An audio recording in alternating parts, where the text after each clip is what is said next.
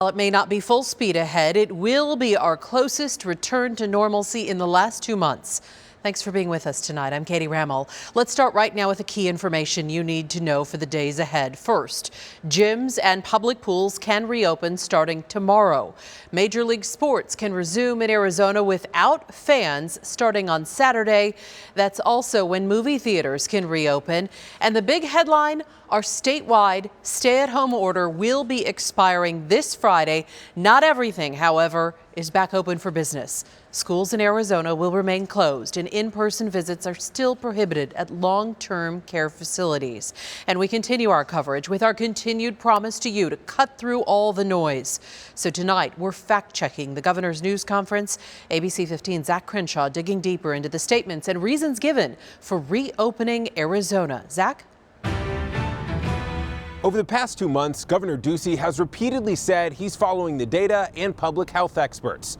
But in quick succession, the governor has moved to reopen the state while being vague on guidelines and enforcement. Governor Ducey making it clear he's not reopening on his own. We in Arizona meet the White House gating criteria. But the White House does provide an either or. The governor drawing attention to Arizona's downward trajectory of COVID cases as a percentage of total tests. That is a good trajectory. But the other option that allows reopening requires a diminishing number of total cases over the past 14 days, something our state doesn't have. In the past week, cases jumped by roughly 500 from the week prior. When you have additional tests, you're going to have additional cases. Then there's long-term care facilities. We've also provided certainty for family members so that they can get the information about their loved ones. That's true. The state is requiring notification of outbreaks to residents' relatives. But some tell ABC 15 the facility's communication is inconsistent and vague about the number of cases. And unlike other states, Arizona's Department of Health refuses to release the data by facility.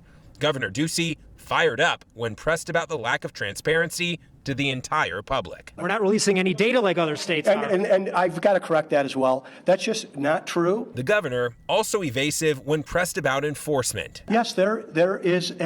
Yes, they are.